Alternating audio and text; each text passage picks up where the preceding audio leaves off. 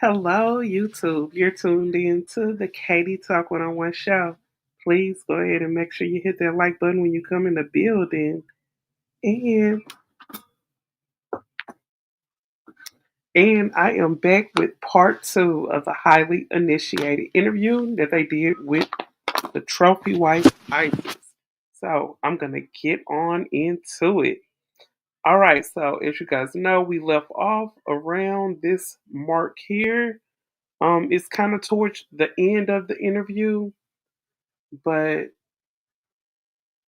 it was around the time when the therapist ended up coming on and basically talking to Isis and giving her some advice. So let's see what's going on. You guys make sure you hit that like button when you come in the building, please, and thank you. I hope you all are enjoying your Sunday. Here we go.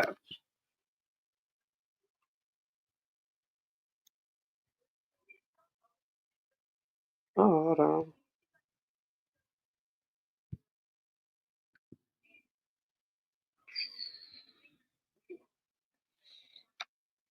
Hold on. I think it's something going on with the sound here. Just one second. Let me fix the sound.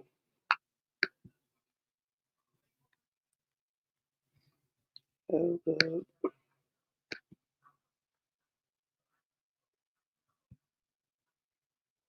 Oh, hold on. Let me pause it. Okay.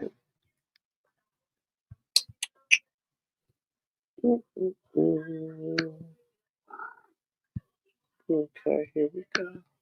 All right, here we go.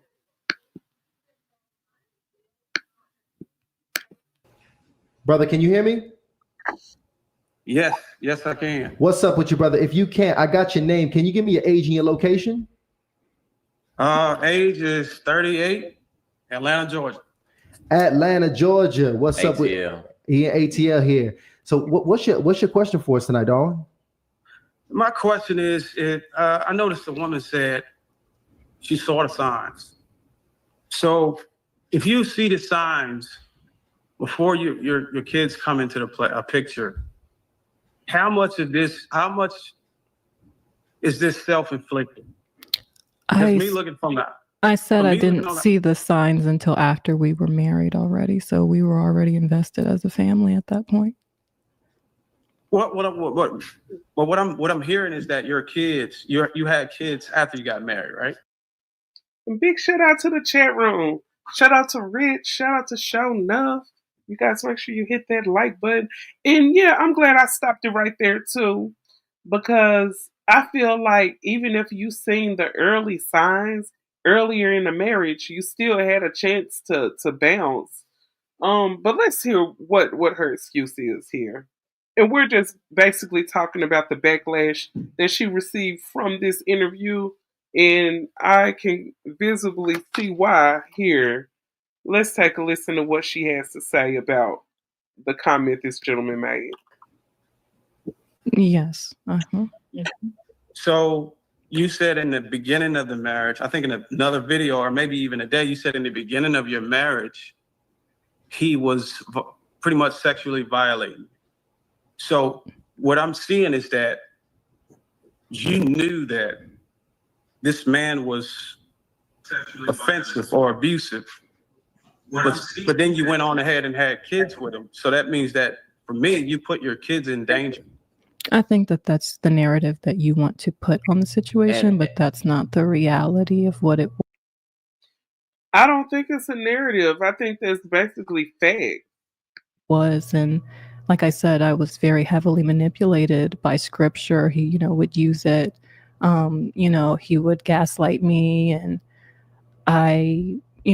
after I hadn't even I don't even know if I was pregnant yet after the last time it happened. So, and every other way, he was a good man. Hey, what's up, Tasha? And this is something else I wanted to say about what she just said. She said she was highly manipulated by scripture. Do, do you guys think she was manipulated by the scripture, by the word of God, or was she manipulated more by the lifestyle and the money? Um, I'll just let you guys answer that on your own because I know everyone out here that's listening has something called discernment.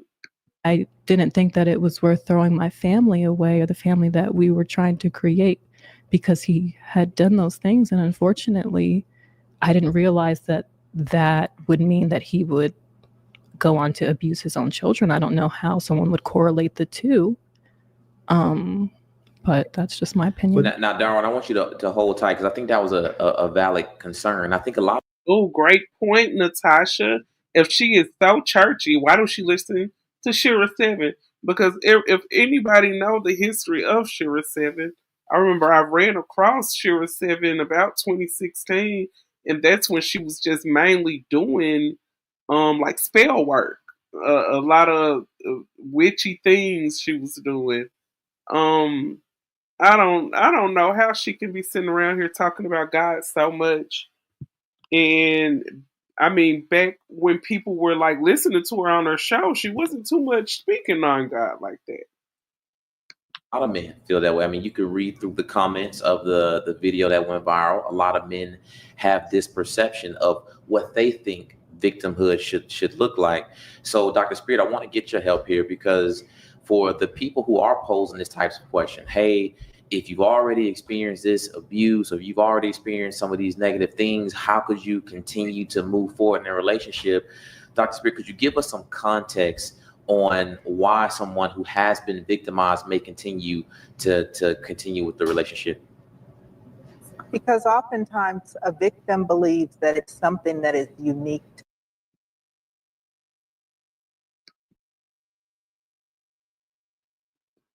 Ever wonder how everyone sells their LLC formation services for free? All right, here go a commercial. Let me skip through that. Oh, shout out to Lionel. Shout out to everybody in the chat room, y'all. Make sure you hit that like button when you come in. I don't know if that's actually true for everyone that has ever been through with a Coursera, because some people would walk away, especially if in the past you've been abused. A lot of people to them. They don't believe that the person that they love could be even would consider doing more heinous things. Oftentimes they think that that's something that's specific to their relationship. So again, I don't know the story here. I don't know the backstory. But when we're talking about a victim of abuse, they don't necessarily think if I have children with someone, they will abuse someone too. And I want you to remember this because it's very easy to sit back and judge somebody when you have a healthy mind in a space that is absent of trauma. When you are caught in a cycle, the way that you see things, the way that you feel about things, the way that your brain operates is very different. So that may be also why you're hearing how she was perceiving relationships before she had therapeutic support and how she's perceiving those things now. Mm-hmm. And so I just want you guys to be very careful. It is very hard to understand what victims go through if you have never been a victim yourself. But one of the things that most victims will tell you on the other side of healing is that nobody is judging or critiquing them more, and nobody is suffering more than the victims who are going through the experience. Well, So the reason asking questions are important, but asking them from a place of objectivity is even more important. Well, the reason And Darwin, we're gonna let you close out here so we can get to the other callers. But go ahead, brother. The reason why I frame my question like that is because she believed in what I believe in. I believe in God. So she gave me a source of a way to hold her accountable when she started saying God this and God that. And if you read the word, you would know that sexual immorality or physical abuse or anything like that is pretty much grounds for divorce. And that supersedes any type of abuse. And I'm so glad that that brother said that. And this is a brother that is a Christian that said that. Because to be honest, I think when it comes to a lot of people, when they make some certain decisions and things like that, they want to throw the name of God around just to shield themselves from accountability. So I'm glad this brother said that. He said, now that she is like really speaking like she is a Christian, I feel like I can hold her to those standards as being a Christian. I'm glad he said that.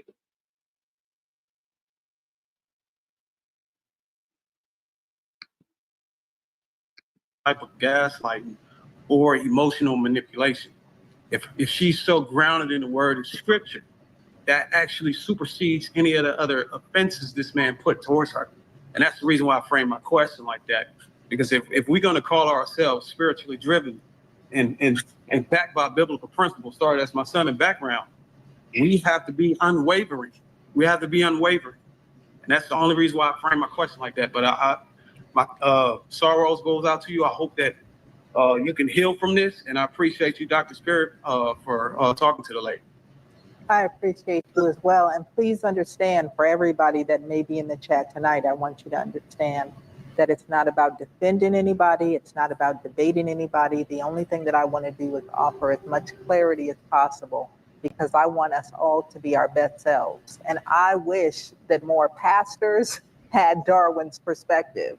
I wish that more church members had that perspective that says be unwavering in support of victims, because most folks who are working with church folks who are being wounded by their partners, who are being wounded by their spouses, who are being wounded by family members, if we were unwavering in abuse and we protected and stood up for one another, we wouldn't have victims stand in situations trying to take it to prayer closets, praying it away, acting like it doesn't matter, being ashamed, and keeping that trauma a secret.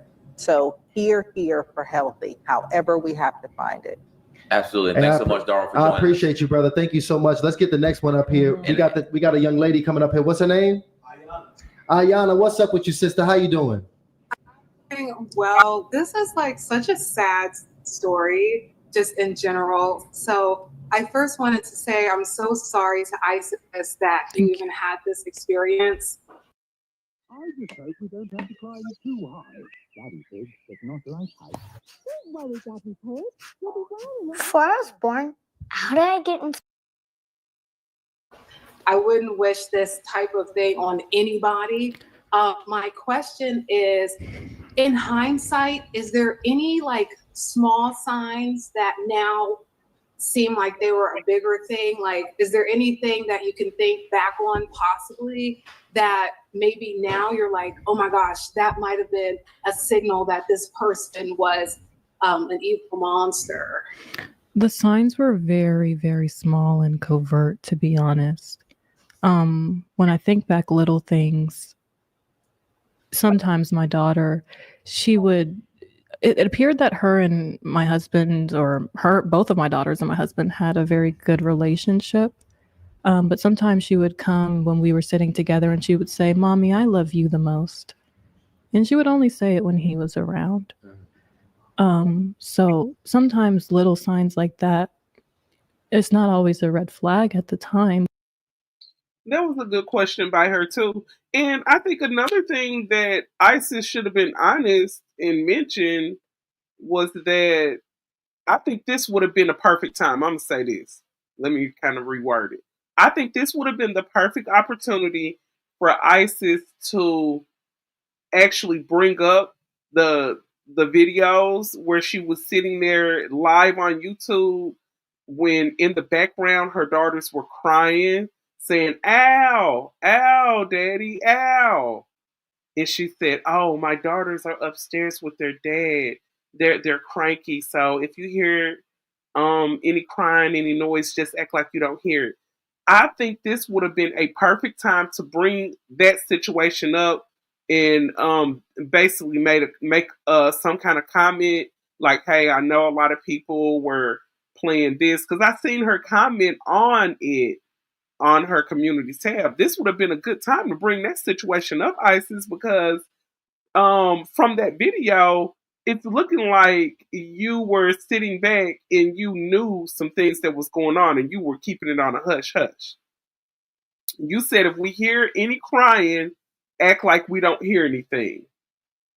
That's exactly what she said in that video. And that's what started making people think, yes, that guy that came up there, he did not play. He got right on like, hey, you need to hold some accountability. And like I said, like in the title of the video, she received a lot of backlash after the interview because of her lack of accountability. But now in hindsight, I'm like, was she just trying to tell me that she didn't feel safe around him? Wow. Now, Dr. Spirit, I do want you to chime in on this because Isis did mention about, her spouse being controlling as well. Mm-hmm. So what are some things that the ladies and also, guys should look for when it comes to identifying if a partner may, eventually become controlling or manipulative? Well, there's a difference between controlling and manipulative and sexual abuse. So I want us to be very clear on that. Got you. And so when we're talking about how do we protect children from sexual abuse, one of the things that we have to let them know is that we are unwavering in our protection of them. And as much as we love our spouses, their mommies or their daddies, we don't love anybody and won't protect anybody more than we will protect them. Amen. And if they ever have something to tell us, we will believe them. Amen. So it's important for us to have those kinds of conversations with our children. It's important for us to use the right language about their body parts and about privacy. And especially to your point, Ryan, when you're talking about control, you want to make sure that children know that nobody has control over their bodies except for them. So not mommy, not daddy, and no one has the right to touch your penis. We don't call it a pecker or a Johnny or a Johnson. We call it a penis. Yep, that's right. Ever wonder how everyone's I think it's very important to use those real words when it comes to your children. It's most definitely important. And that is so true. I felt the same way, Natasha.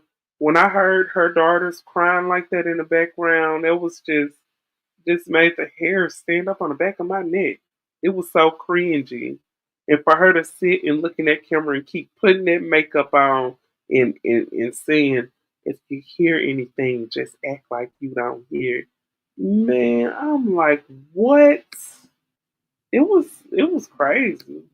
Or a vagina, a pocketbook, or cookies, or cupcake, or anything else fun, we call it a vagina. We talk about breasts. We talk about having privacy and being able to cover up. We talk about you being able to take care of your private areas. And that if anybody touches you in ways that makes you feel uncomfortable, you can come and talk to me about it, and I will believe you. And no one will be in trouble in ways that will hurt you.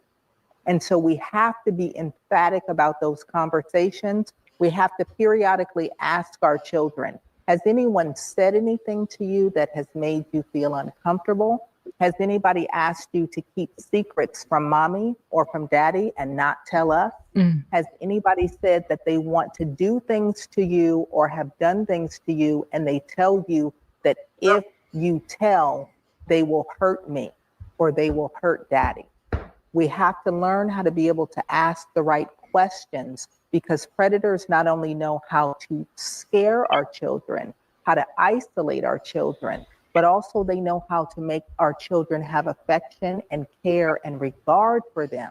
So even though they may feel uncomfortable, they may feel more uncomfortable telling on that individual. And so that's why we have to learn how to take care of our children and let them know that nobody has the right to make them feel uncomfortable or do things to them that are outside of your purview as their parent. One thing I do want to say, Dr. Spirit, is that these type of conversations are conversations I have with all of my kids, just as a woman who has been a survivor of CSA. And I did use the language, mommy and daddy. Only mommy and daddy can clean you, only mommy and daddy. But now in hindsight, I just wish I would have said mommy. And that's the sad thing. And I know that that's not going to be every woman's story, thank God. But I think something else that's very important that we talk about tonight is as you talk about healing and mentioning being a survivor of CSA, it is so important that we recognize that when we are dealing with sexual abuse, no matter what age we experienced it at, It increases our risk for being abused in sexual ways and physical ways and emotional ways as we get older. So I want to make people aware of that tonight, because if there is anyone who is a victim of any form of abuse, especially in their childhood, who is having relationship problems over and over and over, choosing narcissistic partners, choosing people who abuse them in relationships over and over, please recognize that that may be a function of your illness needing treatment so that you can change that cycle of abuse. Okay, it's very important, and I'm glad that you shared that. Thank you for that, Dr. Spirit. And thank you so much, Anna, for that question. Was that all you had, sister? Okay, just one more thing. I'll make it fast. I just also wanted to say, like, I guess like I don't want to use the word like thank you, but like a thank you to ISIS for listening to your children, because there are a lot of parents, unfortunately, we like to think that parents are. Yes, that I think that is commendable that she actually listened and moved around. But earlier, I don't know if you guys kind of paid attention to Dr. Spirit, but Dr. Spirit said after that man, got on the panel and was asking her about the accountability in the whole situation and stuff, when Dr. Spirit said, you're looking at the whole situation from a standpoint of a person with a healthy mind.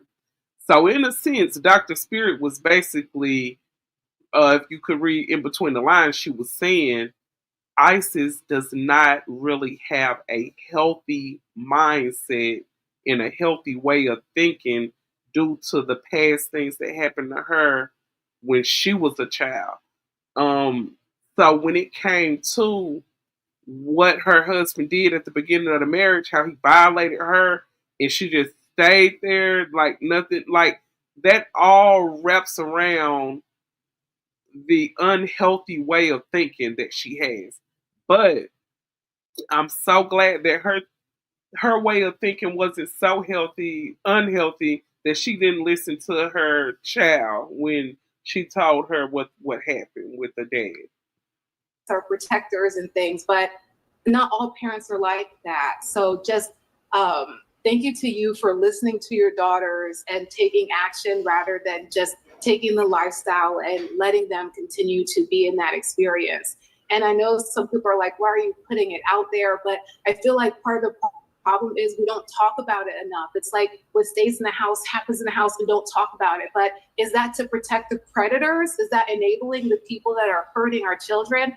So I just hope you continue sharing your story, and because you are making a difference in people's lives, and people will say what they want to say, but only you know what's right for your family and your children. And as soon as you heard something, you did something and you acted. And I just think that that's a testament to you as a person. So that's all I wanted to say. Well, I appreciate your thank you. But honestly, to me, what other decision would a good mother make?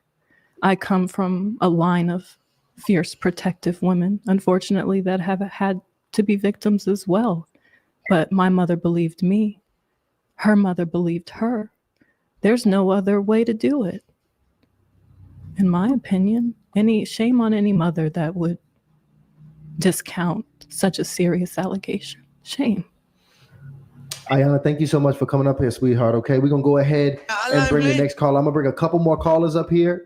As we got Dr. Spirit here live with us. Isis Morales here is also joining us. The next caller we have here, it looks like we have Brianna on the stage here. Welcome, Brianna, to Hardlyinitiated. How are you? Hi, I'm doing good. How are you all? I'm blessed. I'm blessed. Give me your age and your location. So I'm 23, and right now I'm in Michigan. 23 years old. Wow. There you go. Young initiate. Got the young bull on. What's your question? So my question, I guess, would be with the platform of Me Too and the significance of really platforming your experience of like grave trauma, especially in the midst of healing with what you seem to experience, which is PTSD. And then also just coming to terms with the fact that you're probably also simultaneously dealing with a case. My question would be, what are the psychological... It's never been a better time to invest in your future. Learn at your own pace from leading universities and companies like Google.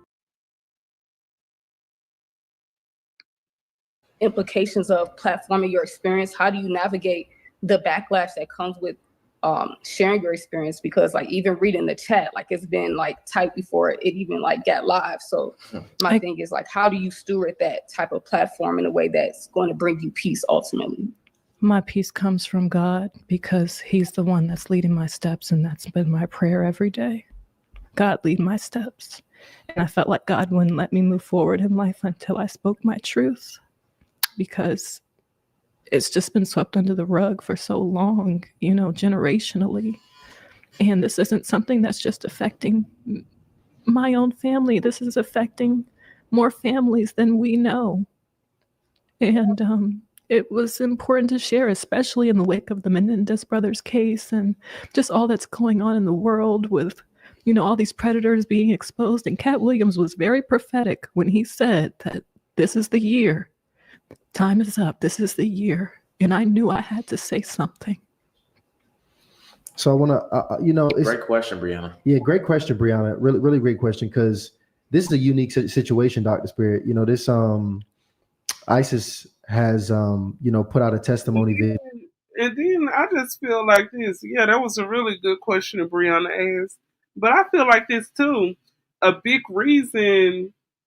like a big reason why she can, easily maneuver past all the negative backlash is because she knows she's gonna get a check at the end.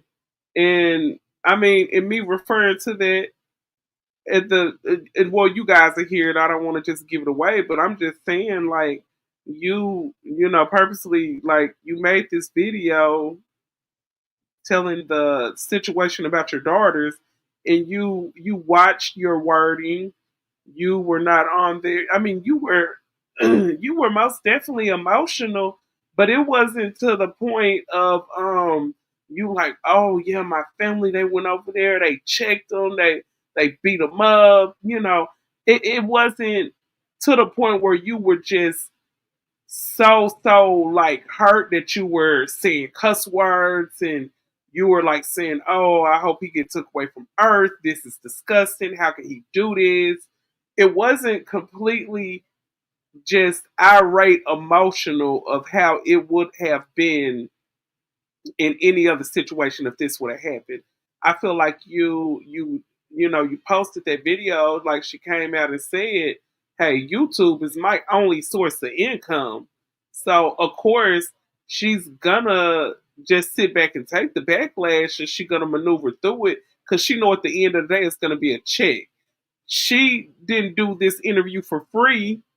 I'm pretty sure that they paid her in some kind of way.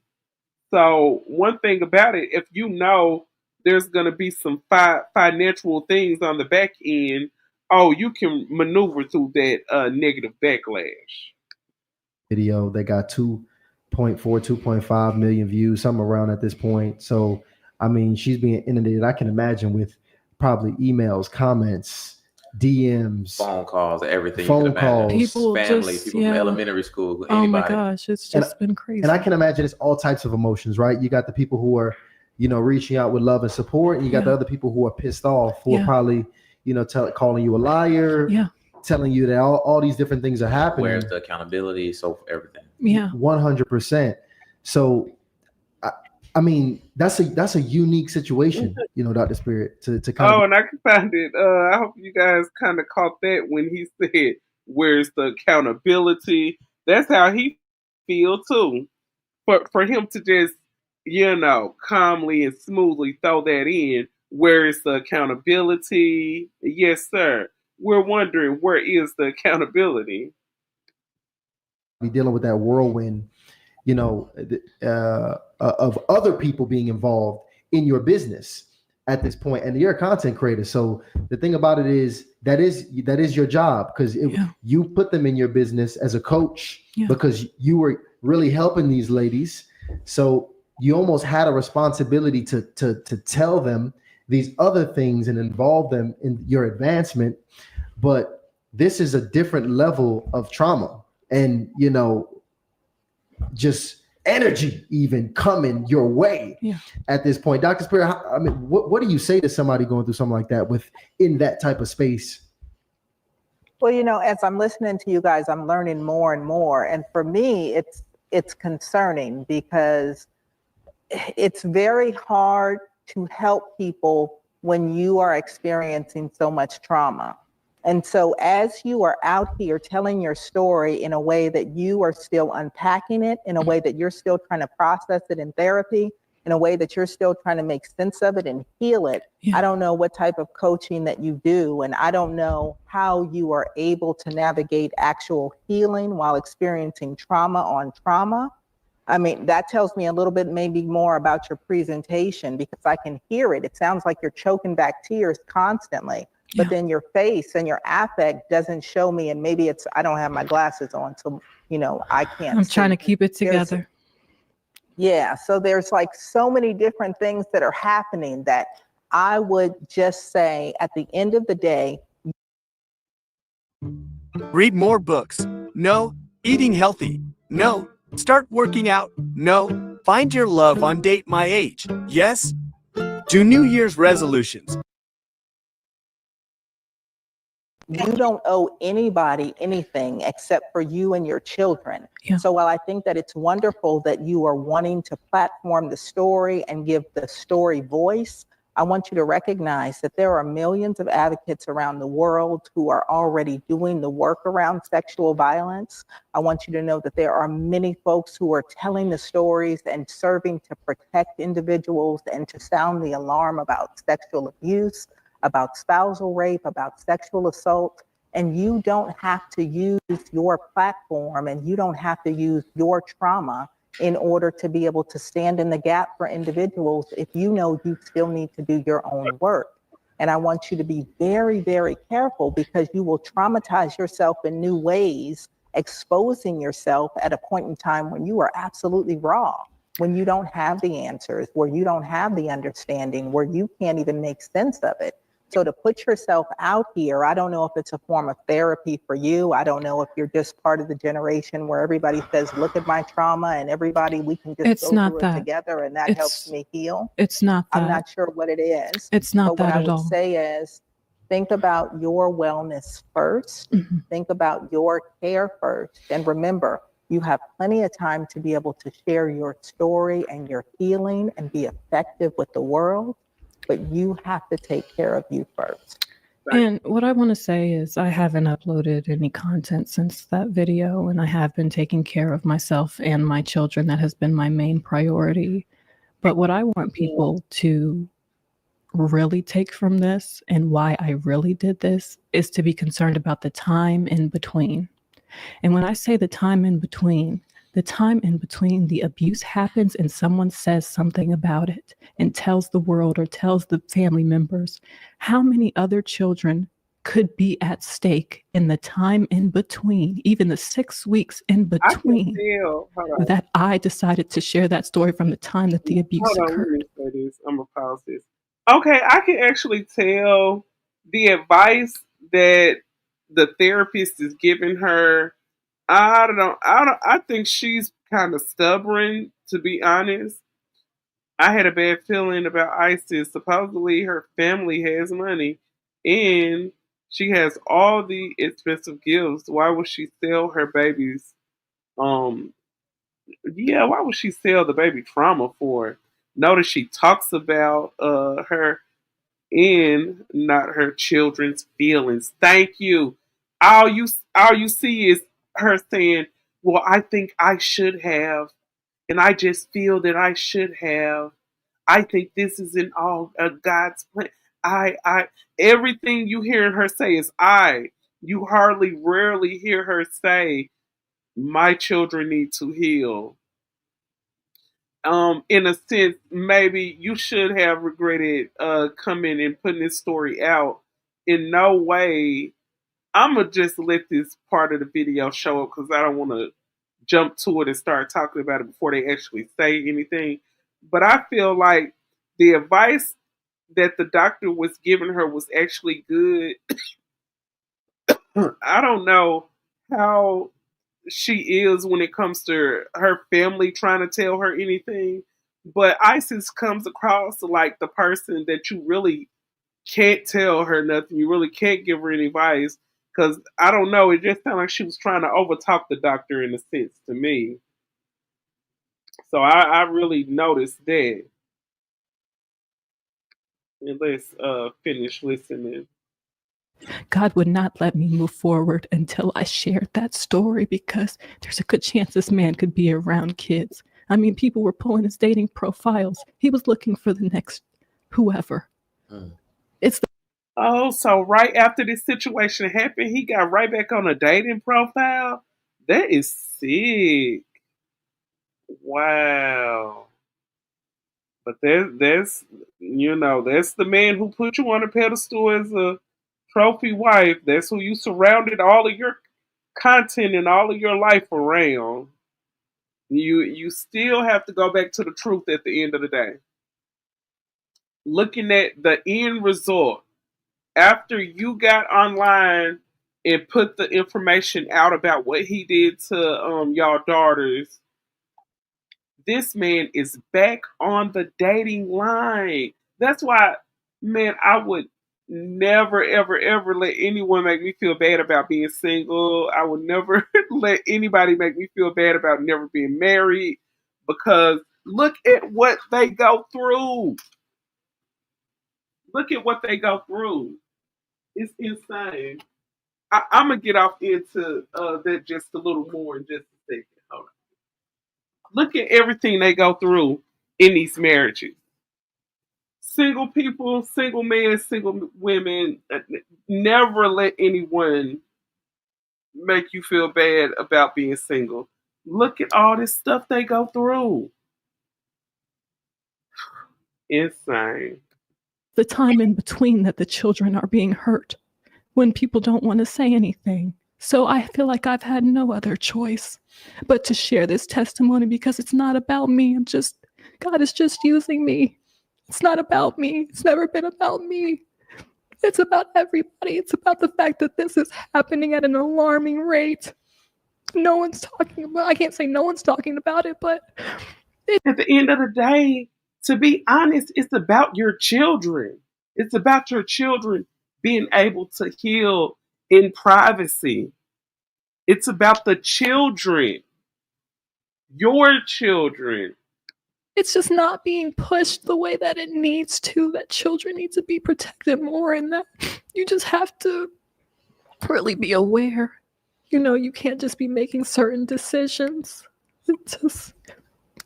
I'm curious, since you told your story, have any other alleged victims come forward? Not that I've seen, no, but. And see, when it comes to questions like this is what's going to mess the case up. It could be things like this, statements and questions like this in this interview that could actually cause the case to be thrown out, to be messed up. Her sitting up here on these interviews is not in her favor at all. This is not in her favor, sitting down for these interviews. Honestly, people know to keep their kids away from him, and that's good enough for me. That's good enough for me. The reason why I'm asking. Thank you so much, Natasha. Natasha said, we are single because we practice discernment, not desperation. Oh, girl. When I say that's a bar, honey. Just so you all know, and just so the audience knows, is that usually when we're talking about sexual predators, by the time a sexual predator is caught, they have often had many, many victims prior to. And so as we do sexual social histories, we really get into the cycle of abuse. There usually are decades worth of victims. So if he was just caught now, I would not be surprised. Now, and I was asking the question because I would not be surprised if other victims started to come forward. I haven't seen anything. That is very common in situations like this. Wow. But you know what? Victims are often shamed. And that, I don't know if you all remember, even when Cassie came forward about how things Diddy was doing, and people said, oh, she's a liar. It took the video coming out for people to say, oh, well, maybe he was abusive. Maybe. People always victim shame. No one wants to come and talk about this stuff. And to that point, I'm glad you made the point, because as soon as that happened, as you said, for years, listen to the trail of abuse that we're hearing in that story.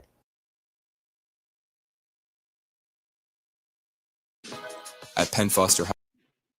She referencing a lot of celebrities too. I don't know why she's doing it, but I don't know. It could be in a sense of you reference of celebrity is something everybody can kind of relate to. I don't know why she's doing it, but yeah, I noticed the Cat Williams. Now the about in alleged victims, because usually sexual abuse and these kinds of behaviors begin in childhood. Individuals test their limits. They don't just become full-blown, very aggressive, very cunning, conniving predators. They learn how to be that over time. They begin oftentimes with siblings or with cousins who are close in age, or with their younger siblings, friends when they have. Ooh, you probably right, Natasha. You are probably right. She wants to be a celebrity. That's why. Oh, you probably right. Good point. Good point. Sleepovers. They do that with girlfriends in early adolescence. It is a progression that happens. And so I want everybody to recognize that it's not just for your story, Isis, but it's for people who are sitting at home thinking, I'm the only person that person tried this with. I'm the only person that was molested in my family. And as you talk about that intergenerational trauma, I hear you say that your mom suffered, that your grandmother suffered. So what we know is that there is a cycle of abuse, there is a cycle of victimhood, there is a cycle of behavior that unfortunately they did not get the help. They were not able to cover each other and ultimately then cover you.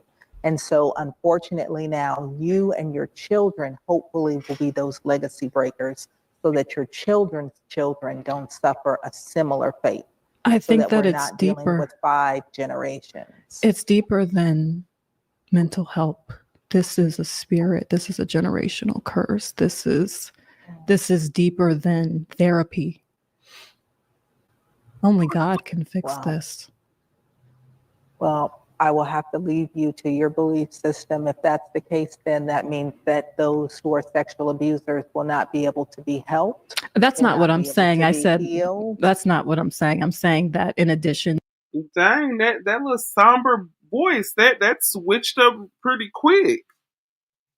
That somber voice that you've been having the whole interview, it switched up very quickly. To that, your faith has to be a part. I'm an advocate of therapy. I'm in therapy. I'm a big advocate of therapy. But what I'm saying is, for the decisions that my parents made to be chalked up to the fact that they may have not gotten help, I think that it is even deeper than that. I think that it's truly spiritual warfare that is going on, and that's a big part of this. Mm-hmm. Well, I'm hoping that for everybody out there, whether you are someone who has been abused, whether you are someone who struggles with feelings or thoughts that you struggle with around attraction to younger individuals, around power and control, around sexual assault, I want you to recognize that there is help available no matter where you sit on the spectrum. If you know that you have struggles that you need help with, there are people who want. Boy, when I say she switched voices so quick. To help you, whether you utilize scripture and the word and you seek out Christian therapists who can help you with that, or whether you look for individuals who are Muslim, who are Buddhist, who are Baptist, who are atheist, who are agnostic, wherever you need to get your healing from. I want you to know that there are people out here who can and who want to help you, and who will not judge you, but who will help you try to get to a place where you understand yourself and that you can be the best version of yourself. Thank you so much. Dr. Spirit and Brianna, for that great question. And I want to be clear here. I see this question just happening in the chat very often, and I want to just address it just so you can update the people as well. Okay. Because most people are very upset when they hear these kind of crimes, and they're saying like, "Yo, why is he just not in jail?" That's Like, what I that's the call and number thing they ask. say. The first few weeks I was calling and asking That's what I want to know. Why he not in jail? That's exactly good question. that, harassing them. Why is he not in jail? He's walking around free. He's a predator. He's a pedophile. He could be around kids. Why have you not arrested them? They said we're very reluctant to charge these crimes. Okay. We have to do an investigation first. It could take months. There's it's going on the back end, so there's a complaint number, but not an official case number that the public can see. But they're investigating it. They've been investigating it from the day that I stepped into that hospital. If people are not familiar with how the system works, that's how it works. These are mandated reporters. As soon as you go to a hospital, police are involved immediately.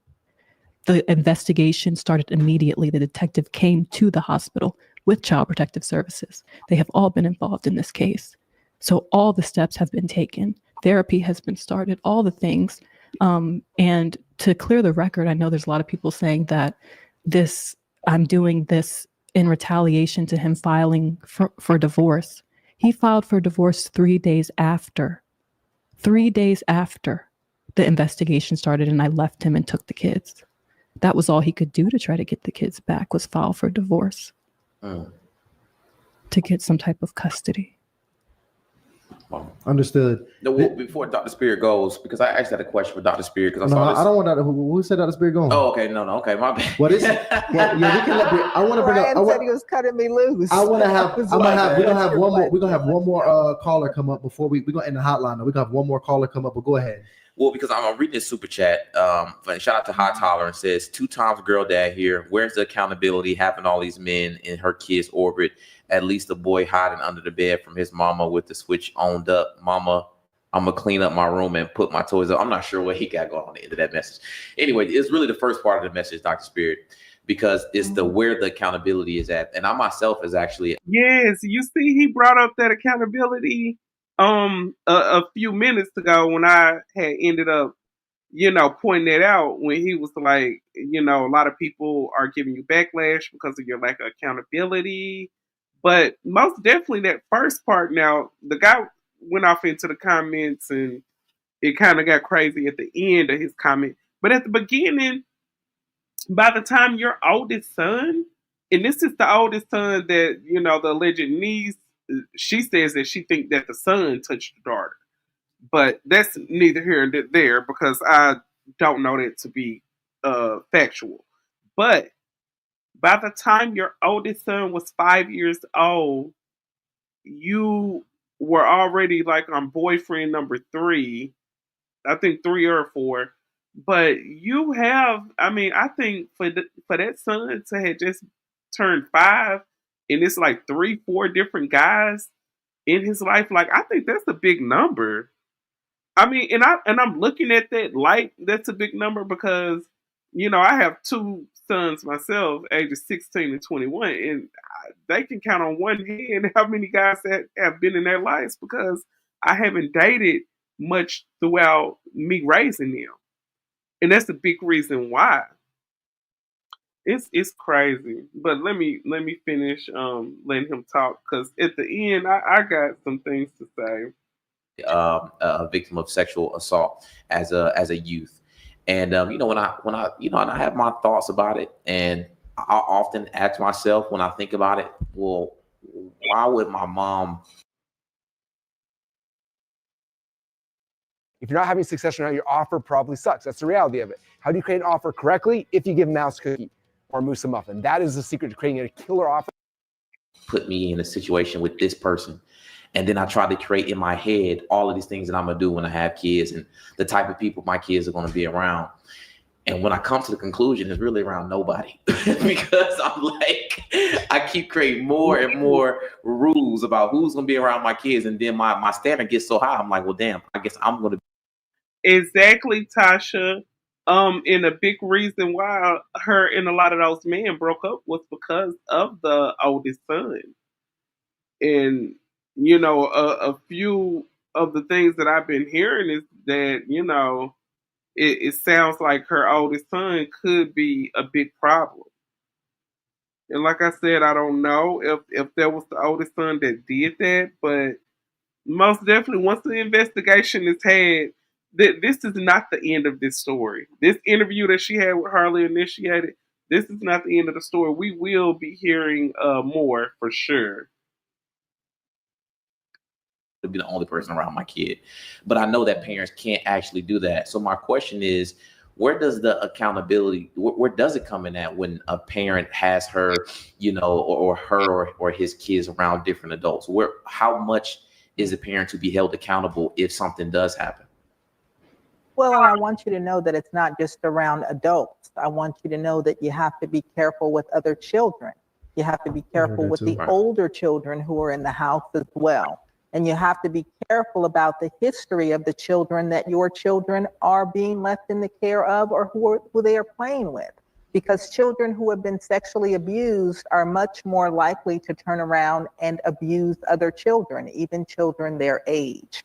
That's why you hear a lot of parents nowadays say, I don't care, my kids don't have sleepovers. They don't go over to other people's houses.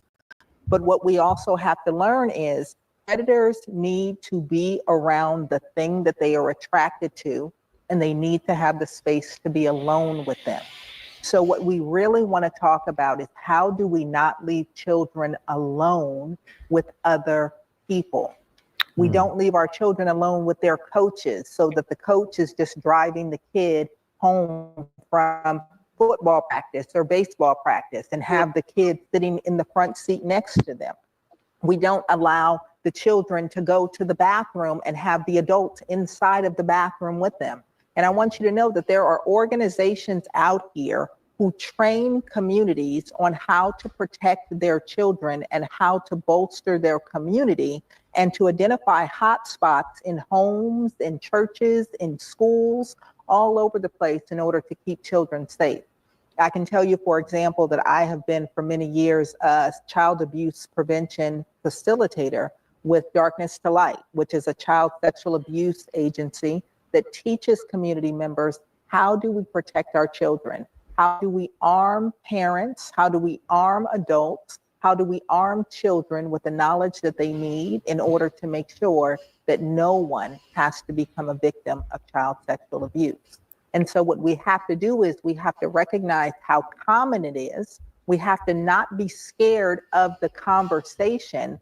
And the reality is, if you are an individual who has suffered, please recognize that it makes it very difficult for you to stand in the gap when no one stood in the gap for you.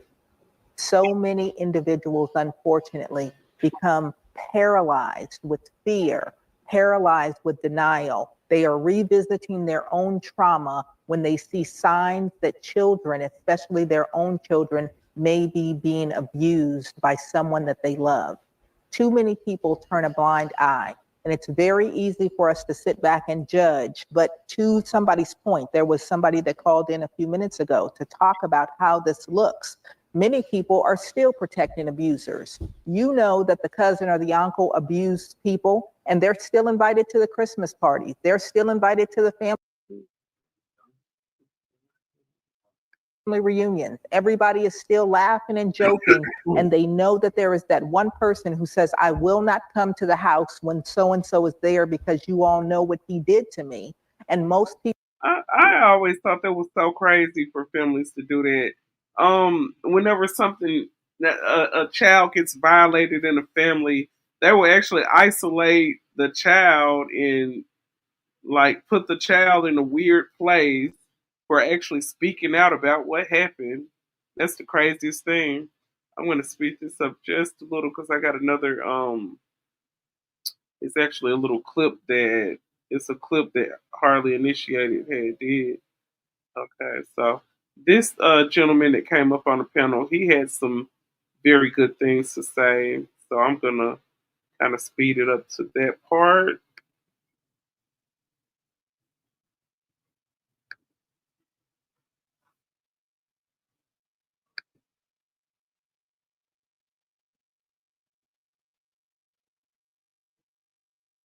When building a business, use Taylor Brands as your business builder.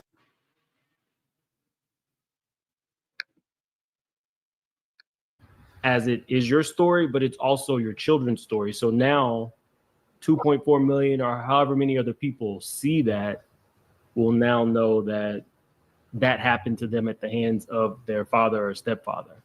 How difficult is that? It's very difficult, and it's actually something that I struggled with back and forth before I even recorded the video, because I didn't want to put my children's trauma out there for everybody. But honestly, I felt God gave me no other choice. Like I keep saying, this isn't about just us. It's not about just us. It had to be said. There you go, Shannon. I mean, it seems like you're gonna be brief and brilliant on that one. It's really I don't know no what other else to explanation. say. That's all it is. This isn't about views. It's not about anything other than I thought that maybe, YouTube is my only source of income. I was like, maybe I will help some of my community in updating them just to be aware that this could happen. I had no idea that this would go viral to this extent. I had a small YouTube channel. I still do. I never expected all this to happen, but God kept saying, you need to tell. You need to tell the truth. Because I glorified this man in public. I made it seem like it was a fairy tale, and in a way it was. And that is why I'm glad it came up to this part, because I have to say this. That right there is the reason why a woman's delusion is dangerous. Her delusion that she wanted to uphold so bad is what caused this situation to happen to her daughter.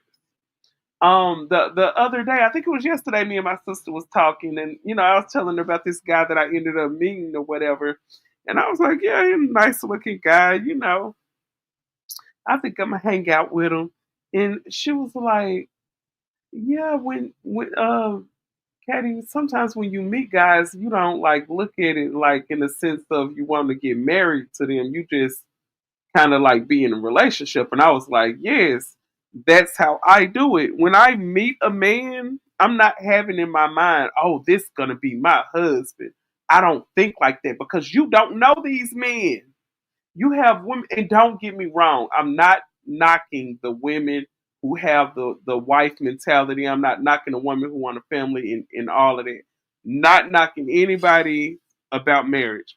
But what I'm saying is, you guys, a lot of women have that delusional mind state of, oh, I'm a wife, I'm not going to be in a girlfriend position. But you guys are going out marrying guys that you don't know. And what happens is that you get in these marriages, and then you get stuck because you have uprooted everything in your life, and you put everything in your life in this man's hands. So when everything busts up with the marriage, and you find out, oh, this delusion is not what I thought it was.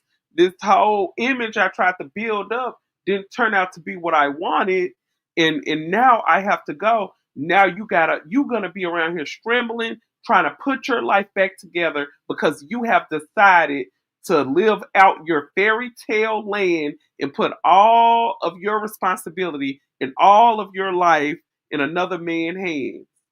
And now you got to be the one to put it back together. So yes, I would rather be out here getting to know people in a relationship. If it gets serious, he like me, I like him. Baby, you can still stay at your place, and I'm still gonna keep my place. I'm not gonna rearrange my life and surround it around any man. And hey, if that don't sound right or sit right, hey, you do what makes your boat float, and I will most definitely do what makes mine float. Because you just out here meeting these people talking about, oh, this could be my husband. Oh, that's my husband. Oh, I'm not a girlfriend. I am a wife. But look how downtrodden all of these marriages end up. Y'all, these women be ending up out here bad, and a lot of the men do too. A lot of them end up out here, y'all end up out here down bad because you want to hold up a image. Man, forget all that imagery. I'm about reality. And like when I had told my sister that, she was like, yeah, you just looking at it in reality.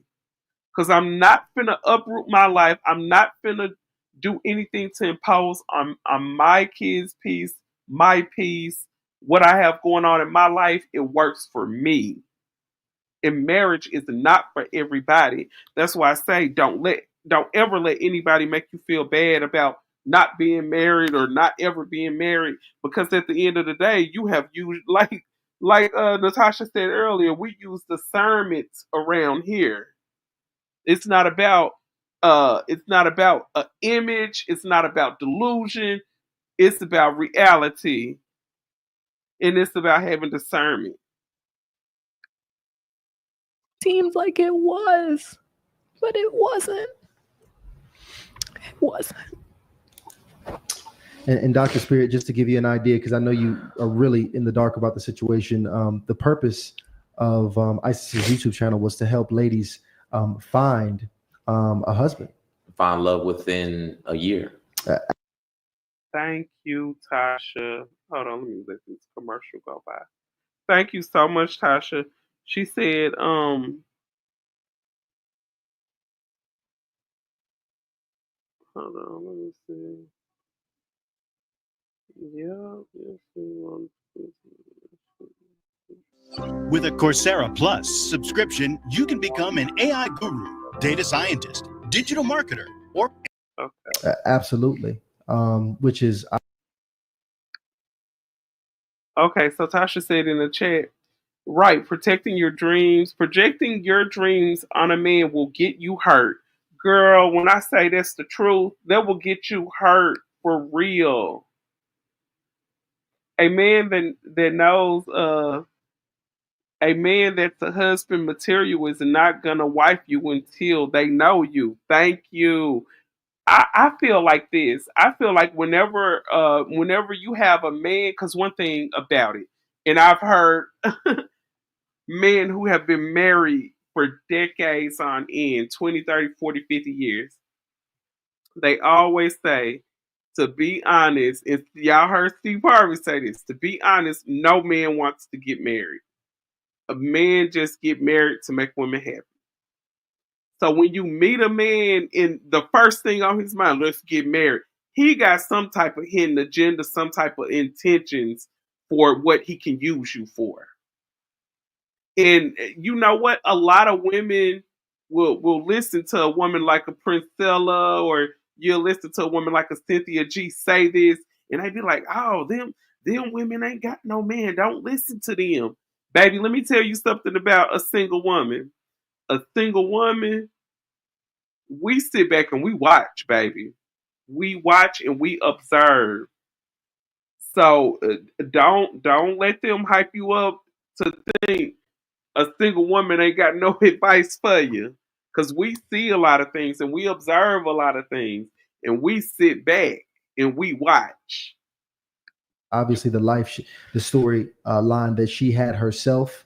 And that was what most of the content was about, which is, again, why she is now communicating, why she felt compelled to communicate that it wasn't what you said it was. Well, there was things going on that I wasn't even aware of that this man was doing.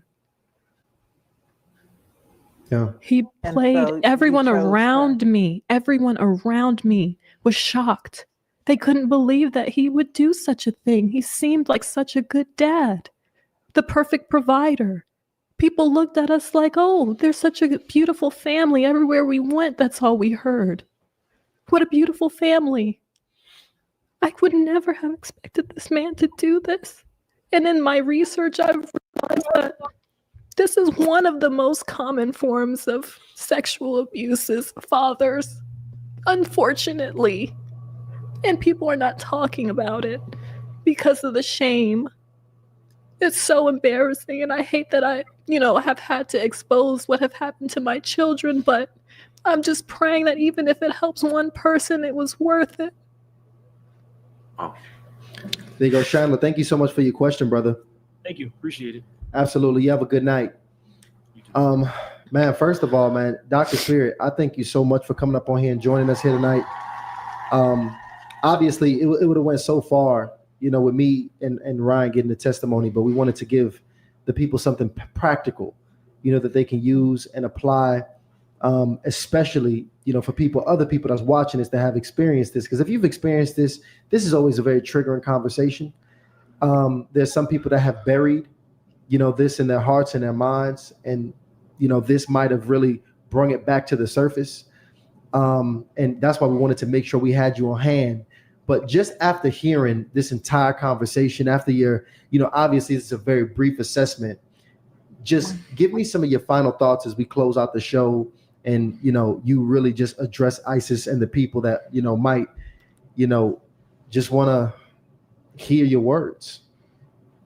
Well, ISIS, you're not going to take any suggestions that I have, but you are a part of the internet culture. You are a part of how this is therapeutic for you. But I would say, just please consider. And they have to go to commercial. Hold up. Let me skip past this. The best way to make money online in 2024 with no experience is not Amazon FBA or drop.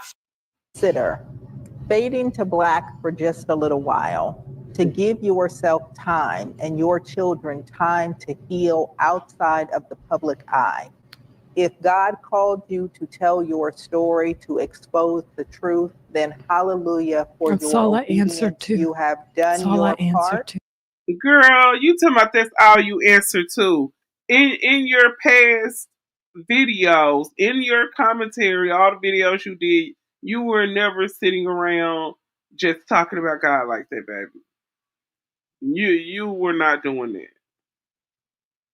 So for you to just sit up here like you're just the most churchiest church woman, it is all a facade. And this is why the backlash happened. This is why you got so much backlash from this interview. This interview did not serve you at all. This interview was not in your favor.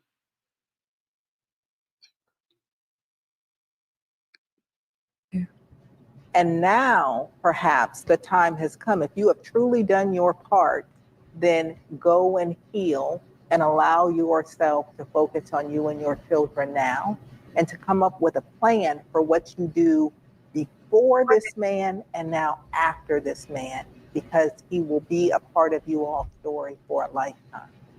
I would also say to anyone else who is out there, if you have found yourself triggered tonight, if you recognize that ISIS is telling your story, if you recognize that your story has yet to be told, get into somebody's chair. Let healing be possible for you. Thank you. Where was the Bible when she got pregnant by those two first men? Good question. You recognize that you are a person who at any point in your past or in your present has struggled with sexual feelings that you don't feel like are in your control, that don't feel the healthiest for you, whether it is around attraction to children, whether it is around power and control, or feelings of inadequacy or insecurity that cause you to show up in sexual ways that you are not proud of. Recognize that healing is possible, and recognize that there are places that can. And that's the same thing Priscilla book, and I said I'm gonna order that. My at my job they actually gave us for Christmas, they gave us like some Amazon cards. So I was like, man, I can go on here and go and get her book. But most definitely I said before Christmas, I'm gonna go ahead and purchase Priscilla book, and it's called 41 Shades of Man. So, and this is another thing too. I think it's really dangerous when a woman is walking around looking at every man you talk to. Oh, could this be a husband? Could this be a husband? If you're trying to figure out could this be your husband, you need to try to figure out what shade of man this is. And I mean, it's like her Priscilla book 41 Shades of Man, she's just not talking about, oh, the man that cheats. No. Let's talk about the STD man. Let's talk about the homosexual man. Let's talk about the green card man, the white girl man. I mean, it's so many shades out here, and they're just looking to use you. They're looking to use you.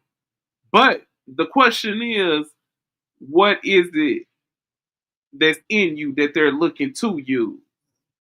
That's a lot of stuff you got to consider when you out here you trying to find a husband. What type of man is this? What shade is he? Help you understand you without judgment and help you get to a place where you feel more whole and satisfied and secure. And so what I would say is, no matter where you stand on this, recognize that at the end of the day, you have to be responsible for you and be responsible for the children who are entrusted in your care. Educate yourself, know how to protect children, don't be afraid to have the conversations, and don't be afraid to enlist people like us to help you. Thank you. All them men, all them shades. And 41 shades, honey, that's a lot. That is a lot. That's why I always tell, and I go back to what I was saying earlier, I always tell the single women who are out here single and all that, never let anyone make you feel bad about being single, because at the end of the day, you're not in a marriage or a relationship trying to figure out what shade of man you got.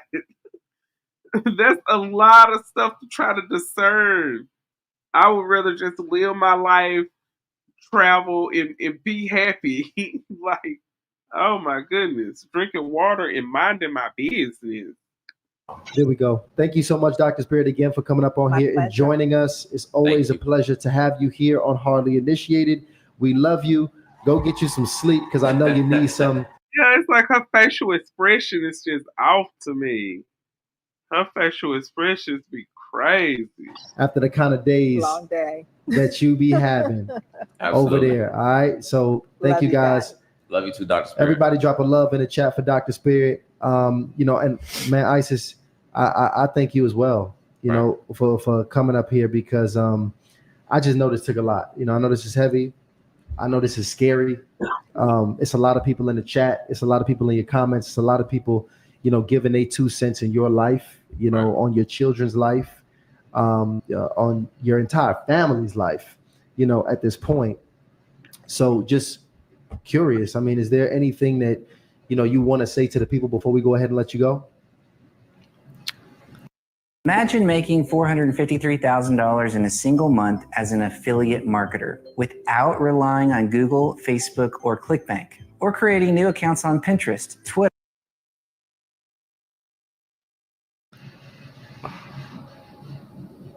I did this for the victims. And when I saw the victims in my comments that said my mom never believed me, even if it was just one comment, but it was so many, I knew I did the right thing. I knew putting the video out was the right thing. God has shown me over and over that this has been the right thing. And for everybody who wants to say, I need to take a break, please write me a check for me to take a break from taking care of my children. Please do. Oh, wow. That's what I have to say about that. Wow. Okay. So I'm Hold up. I hope you guys going clock to continue that. to show up. Hold up. I hope you guys clock that, because that shot right there was for Dr. Spirit. She said you need to fade to black, and you need to focus on, going to your therapy and you and your children healing and all that. Oh, that's who she was taking that shot at. I'm just getting, I don't know if it's just me, but I'm picking up that Isis she's not too fond of other women. It seemed like she has some type of she has an intimidation thing when it comes to other women. So anybody trying to give her advice, she's not taking it. She said, "Hey, if anybody talking about I need to not tell my story. I need to get off the internet. Please write me a check. Oh, that shot was for Dr. Spirit all the way. I'm going to continue to speak my truth. I'm going to continue to be obedient because obedience is better than sacrifice. And I'm going to continue to do what I'm called to do, regardless of how anybody feels about it. Because God is using me and I'm just here to do what he tells me to do. I'm going to continue to do so. Is it you right now? Girl, it doesn't have anything to do with God because you just said somebody needs to write you a check. So basically, all of this press run is for the money. It's not because this is what God put on you to do. Wow. Now do you guys understand why she got all the backlash? Because I completely see it and understand it. That's why when I had did the video the other day, I was a little tired. I was a little tired today, but I had kind of had to speed up I had to postpone the live earlier because I didn't realize I had to be to work so early.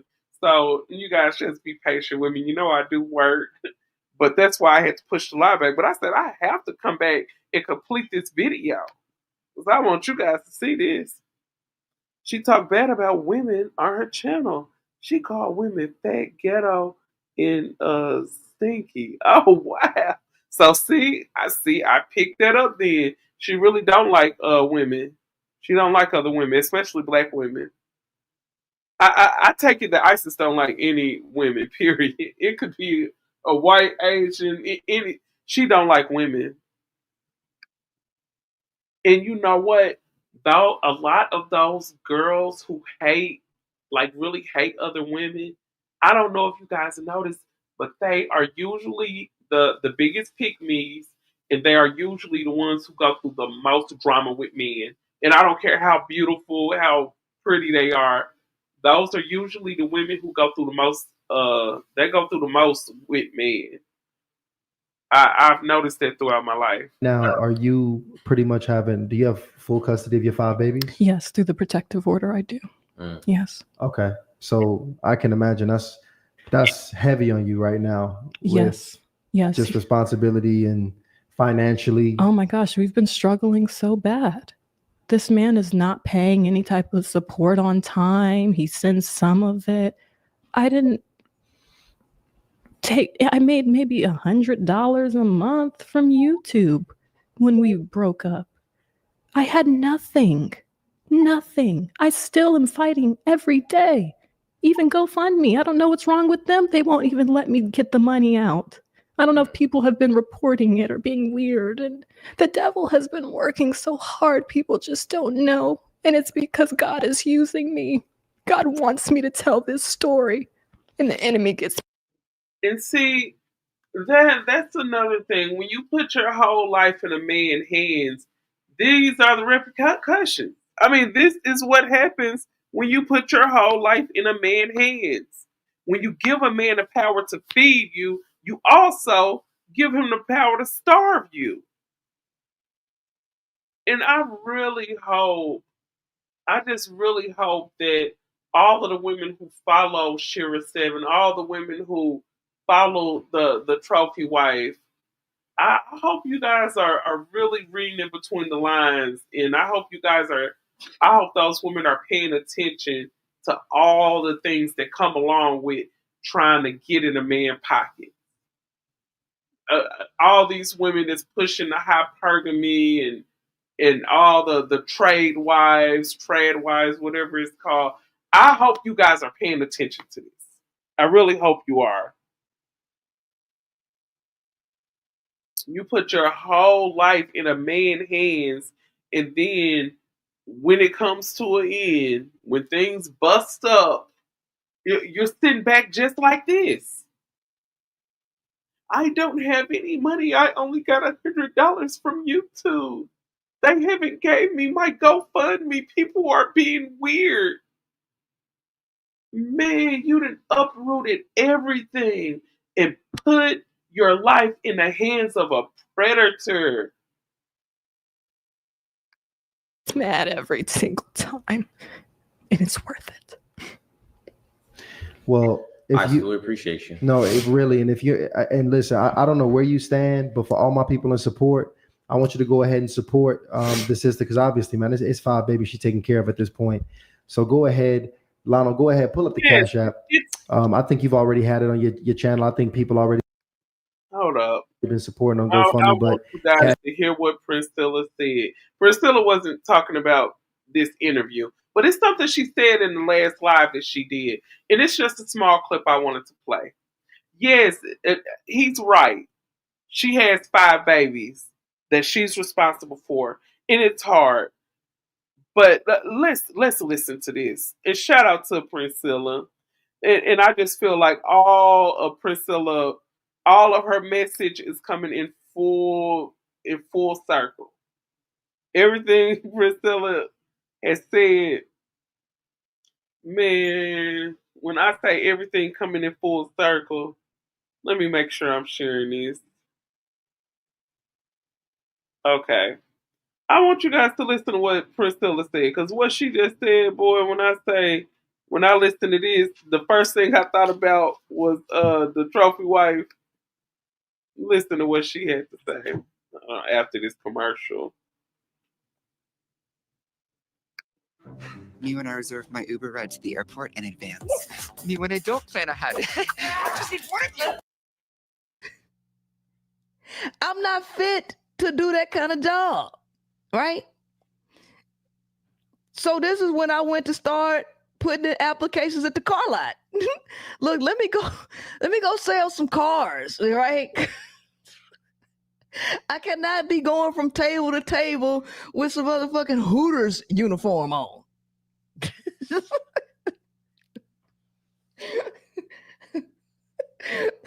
So I'm just saying, look, you know, whatever floats your boat, but I'm just saying I had to keep my freedom because I knew that I don't have no support system. Women know that they don't have a support system and they'll still go get pregnant. They'll still put themselves in totally dumb situations and make their life even harder than it was when they didn't have kids.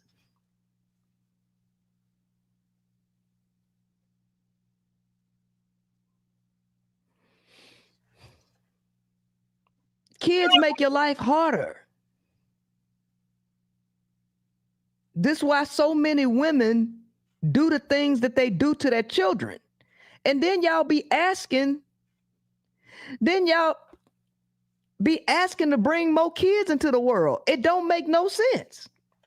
Thank you. Just like at the beginning of that interview, Isis was talking about, oh, in about 10 more years, I'm going to have another baby. And this is exactly what Priscilla's talking about. You create these dumb situations and you're in a messed up living situation now. And it's all because of what you created. When you met your husband at the beginning of the marriage, you said that he graped you, he did what he did. You went on to have 3 babies by him. And 2 of your daughters he violated. Now you're in a situation where you have no income, nothing coming through. Shout out to G Baby. Shout out to the chat room. So yeah, you got this situation now that you created on your own. You created this situation. No, nobody forced you to do it. You were the one who was holding so tight onto delusion and trying to create a certain image and I guess have a certain lifestyle and this and that. But now look what it cost you. ISIS is what the men get for getting a young / submissive woman. Just because she's young doesn't mean she can't destroy you. Thank you. And that's what you always hear all the red pill guys push. Oh, you need to get a woman that's impressionable. You need to get a younger woman that's impressionable. That's what you need. You need a woman that's gonna listen to you, not gonna argue, not gonna give you no back talk. These men, them guys in the red pill, they be sounding like Mister from The Color Purple. I don't need no woman that's gonna give me no back talk. She had no accountability at all in the interview. Thank you. And that's what I said. That's why she got so much backlash. And speaking of no accountability, I wanted to before I get up out of here, I wanted to play you guys this because when people when these big channels and stuff like that do these interviews, they go and they cut these little clips and they post it. It just garners more views and stuff from the initial interview. So this is the video that they ended up posting. I think it was like later last night. It was either early in the morning. But this is the video that they ended up posting. And let me show you guys the title to this video. Hold on. Let me see if I can go up. Let me show you guys the title to this video right here because this will tell you how highly initiated this young man down here when he kept mentioning about her lack of accountability and he was actually saying that in the interview. Look at the title of this. Ice's morals amid she ended up using Shira 7 dating advice. I have no regrets. This is what they talking about. For a person to sit up and say they have no regrets, that's a sure sign that you are not taking accountability. So this is a little clip that they did. It's only about 10, 11 minutes or whatever. So I'm gonna let you guys listen to this. This is a little clip just showing her lack of accountability. Let's listen to this. And I recently checked out her page, thousands and thousands of views. And she's been doing it for a very long time. For sure. Yes. So I was telling every woman that I met in person, like, there's a content creator that makes really good content just about really, it seemed like how women could take their power back is how it felt. That's how it felt at the time. Oh, shout out to G Baby. They said I hate I missed the live. I'm a new subscriber. Oh, thank you so much for your support. And thank you all for newly subscribing. Shout out to all my supporters. Yeah. So that when you went from a place of not wanting marriage at all. Mm-hmm. And then you started to want marriage. Was she a part of the reason? I believe that, you know what? Probably. And I hate to say that, but probably it just seemed more secure for a family. It just seemed right. It just seemed more stable, like we would be on a solid foundation. And this is the thing when it comes to Shira. When it comes to Shira 7, Shira, you can sit on your video all day and say, hey, I didn't tell you to be desperate. I didn't tell you to marry a man in 6 months. I didn't tell you this. I didn't tell you that. You can say all that, Shira, but at the end of the day, this girl is on this public platform with some content creators who have 400 and some thousand subscribers, and she's saying, "Yes, I took the advice of Shira." So all of that denouncing that you did when it came to ISIS, how you steady trying to denounce her and say, hey, don't bring up my name. She's still bringing your name up, honey. And she will continue. She will continue to bring your name up because, hey, you're the one she looked up to. A solid foundation equals he got money. Thank you. That's what she's talking about. He got money. And she was like, yeah, I really never considered just marriage like that, especially to an older guy. But once I started watching Shira, I figured that would be more of a solid foundation for a family. No, ma'am, that would be more of a solid foundation for money. That's what you were looking at. And I prayed to God about it because, you can subscribe to certain things that people talk about, but you don't have to subscribe to everything Right. that they talk about. And I've always had a relationship with God, and Jesus is the one true Lord.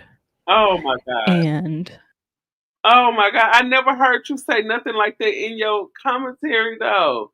Jesus is the one true Lord. Girl, you sounding, oh my goodness. Oh my goodness gracious. This girl is something else, man. I prayed about it and asked God to send me the right man.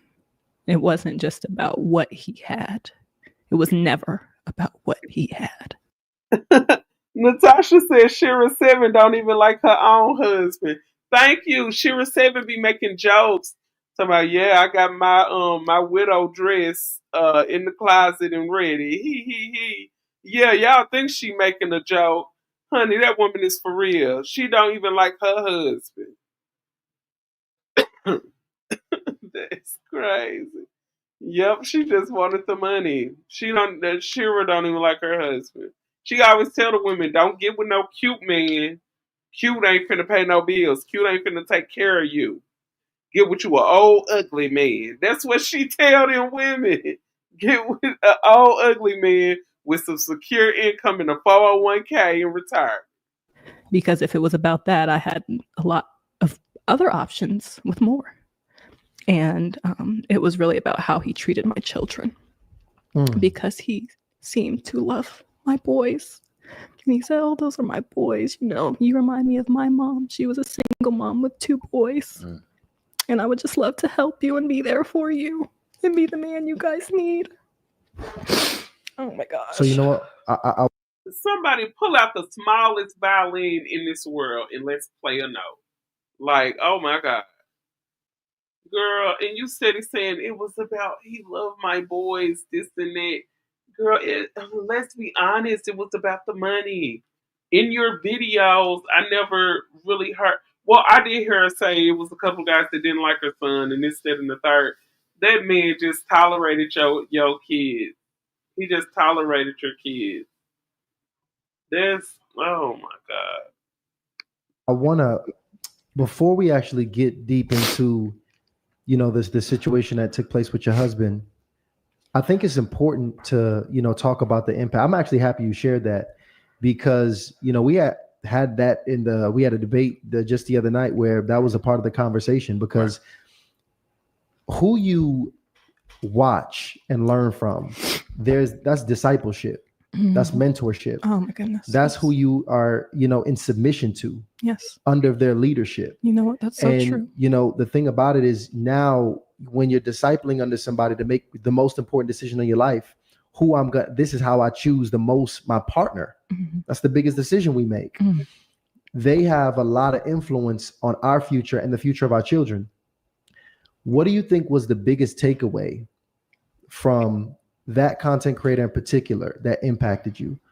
What was the biggest takeaway, or what empowered you from her in particular that made you feel that safety and security? Like, what was it, a particular lesson or principle that was given to you? Paying your bills on time raises your credit score, right? Wrong. In fact, this is one of the 3 To all my soldiers, we are knee deep in spiritual warfare, and Hardlyinitiated has created some times, like I stated before, that women are taught that their value is in what's between their legs. And she was the first person that said that it was true. And you don't have to give it away to just anybody. A man should be worth your time. He should be, you know, taking you out. He should be investing in you. He should be making your life easier if he cares about you. And that's what I took away from it. I think that makes sense. You know, I want to ask you this because, you know, right now, hindsight, you know, with where you are today, do you feel like that was the healthiest content to digest, or do you have any regrets in really watching that content to help guide your decision making? So funny thing about me is I don't have regrets. I believe that God is working in perfect order in perfect timing. And there's nothing that happens that he has not approved or seen.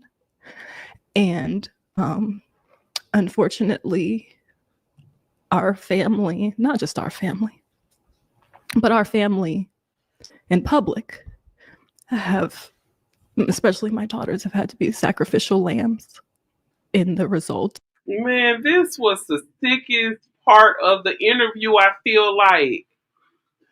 It is okay to say, hey, some of that content that I ingested did lead up to the unfortunate events that happened to my children.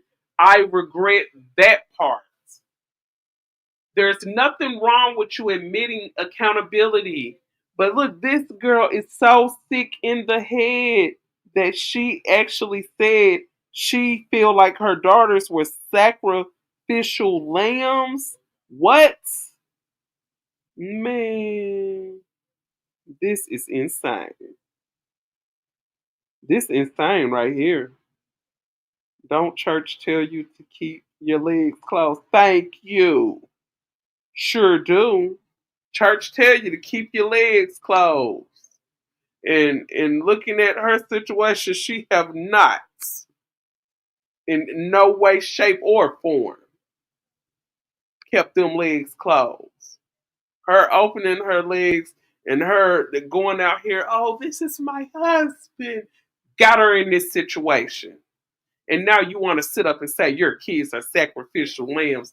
Girl, if you don't sit down somewhere and if you don't handle this situation properly, while you all over the internet spewing this stuff that happened to your kids, this could cost you your whole relationship with your kids. I have seen it time and time again.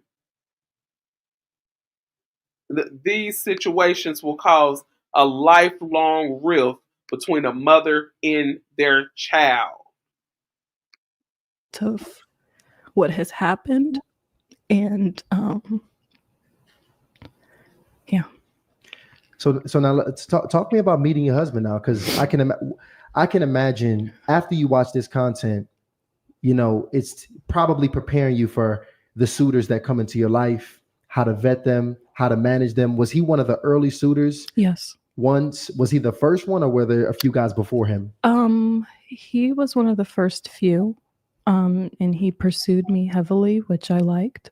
I think that women like a man that pursues and says that, you know, I want you. And you initially met him online? Yes, online. I'm sorry. Okay. We met online. But yeah, it's just a couple of little minutes left in this. But what I'm gonna do at the end of the video, I'm gonna be wrapping it up, but I'm gonna drop the whole interview down in the comment section. So you guys is, you know, that's coming back through, just make sure you check that comment section. So if you want to, you guys can go in and check out the whole interview without my commentary or whatever. But that's the part I really wanted you guys to see. The big reason for all the backlash is her lack of accountability. And like the other young man said that's interviewing her, I've heard him mention accountability. So yeah, whenever something like this happens to your child and there's no accountability to be had from your end, you don't regret anything. That's the problem. Wanting to be a trophy so bad. Thank you. And this woman, and looking at her mind frame, I feel like trophy is more than just your appearance. That's what Kevin Samuel and Shira 7 teaches you. It's all about your appearance. Yes, you keep your appearance up, you keep your body up, all that. But everything that goes along into the full package of you being a high value woman, of you being a so-called trophy wife, all of that is in your mind. And baby, you don't fit the category of a trophy. I would say you're probably like a certificate. You see, when somebody get A and B honor roll, they'll get a little certificate, or I could kind of probably say she's maybe a medal, but no trophy at all. Honey, no ma'am. I see why you changed your name back to ISIS now, because honey, trophy has nothing to do with your mind frame. Trophy has nothing to do with the mentality that you have. You can't even take accountability when it comes to your children. Honey, you're a certificate. far from a trophy. That is insane. But then is charges on the husband either. No, the husband haven't even went to jail. So that's another question that the people been asking. Yup, that's another question right there. Everybody been asking, why ain't the husband in jail? Why ain't he in jail? So yeah, she do need to call herself the certificate wife. Certificate. That is insane. But most definitely, I will be back with another one. As you know, I'm off Monday and Tuesday, so I'm gonna try to come with a morning show. I'm gonna see what's going on. If I don't come in the morning, it'll most definitely be in the afternoon.